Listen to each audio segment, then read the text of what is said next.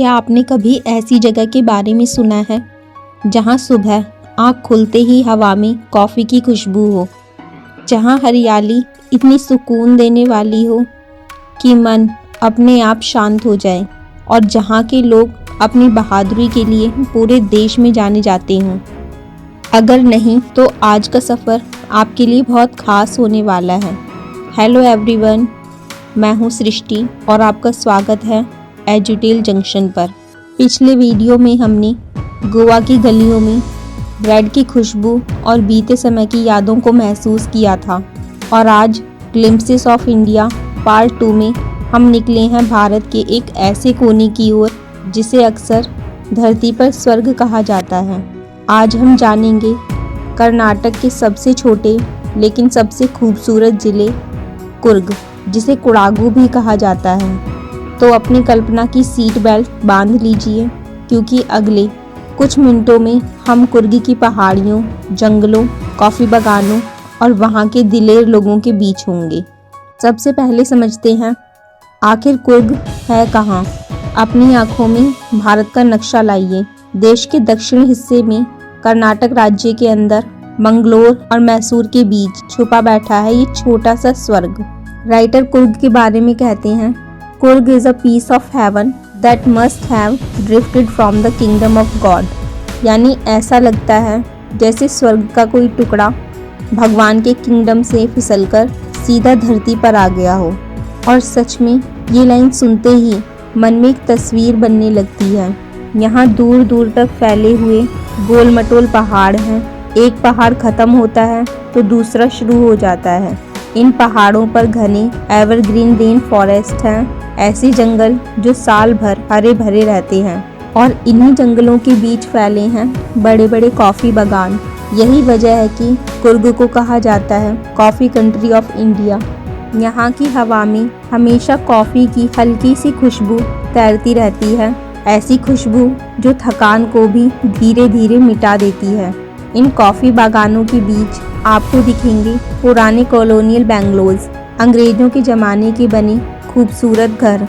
चारों तरफ हरियाली, ठंडी हवा, कॉफ़ी की खुशबू और शांति। यही है कुर्ग। अब आपके मन में सवाल आ रहा होगा, अगर कुर्ग जाना हो तो कब जाएं?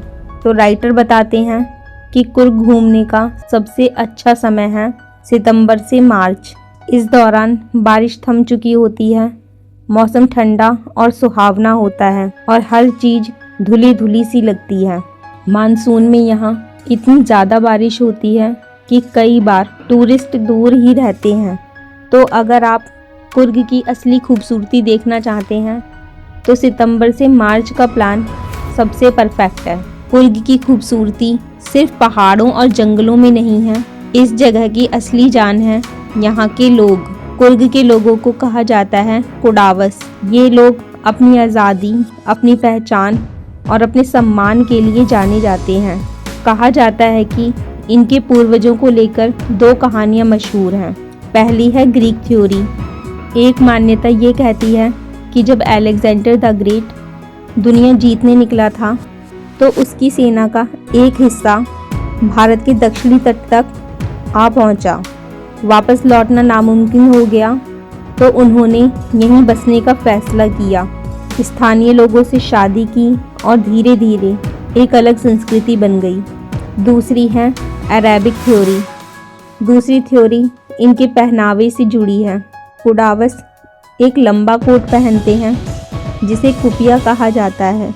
यह अरबों की कुफिया से काफ़ी मिलता जुलता है, इसलिए माना जाता है कि इनके पूर्वज अरब देशों से आए होंगे। सच्चाई जो भी हो, एक बात साफ है, कुडावस बेहद बहादुर और मेहमान नवाज हैं। कुडावस की बहादुरी का सबसे बड़ा सबूत है Coorg regiment of Indian army. यह इंडियन आर्मी की सबसे ज़्यादा डेकोरेटेड रेजिमेंट्स में से एक है।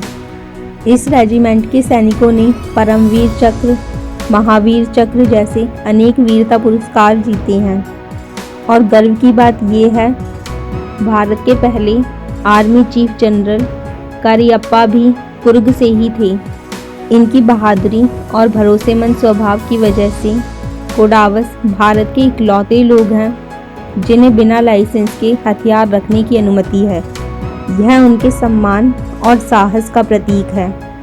अब चलिए कुर्ग की प्रकृति की ओर। कुर्ग के पहाड़ों से ही दक्षिण भारत की सबसे पवित्र नदियों में से एक कावेरी नदी जन्म लेती है। इसके साफ पानी में आपको मिलेगी महासीर मछली और उसे पकड़ने के लिए नीलकंठ पक्षी पानी में गोता लगाते हैं। नदी किनारे गिलहरियां और लंगूर आधे खाए फल पानी में फेंकते हैं, सिर्फ लहरें बनती देखने के लिए। और हाथियों को नदी में नहाते देखना एक अलग ही सुकून देता है। अगर आप शांत बैठने वालों में से नहीं हैं तो कुर्ग आपके लिए जन्नत है। यहाँ पर आप कर सकते हैं river rafting, rock climbing, mountain biking, rappelling और ट्रैकिंग ट्रेल्स पर चलते हुए आपके साथ होंगे पक्षी, तितलियाँ और जंगल की आवाज़ें। और हाँ, जंगली हाथियों से थोड़ा दूर रहना ही बेहतर है। अगर आप पूरा कुर्ग एक नज़र में देखना चाहते हैं तो ब्रह्मगिरी हिल्स जरूर जाएं। यहाँ से कोहरे में ढका हुआ पूरा लैंडस्केप दिखाई देता है। पास ही है निसर्गधामा आइलैंड, जहाँ तक पहुँचने के लिए एक रोप ब्रिज है। और यहीं पास में बाइलाकुप्पी भारत की सबसे बड़ी तिब्बती बस्ती है। भगवा लाल और पीले वस्त्रों में बौद्ध भिक्षु कुर्ग की मल्टीकल्चरल वाइब को और भी खूबसूरत बना देते हैं। इन सब को देखकर राइटर कहते हैं, in Coorg you find the heart and soul of India. और सच में कुर्ग एक ऐसी जगह है जहाँ प्रकृति, संस्कृति, बहादुरी और शांति सब एक साथ मिलते हैं। तो बच्चों, यह था हमारा glimpses of India part 2 Coorg. अगर आपको ये सफ़र पसंद आया हो तो वीडियो को लाइक कीजिए, एजुटेल जंक्शन को सब्सक्राइब कीजिए और बेल आइकन दबाना मत भूलिए। मैं मिलूँगी आपसे अगले पार्ट में। तब तक के लिए टेक केयर एंड जय हिंद।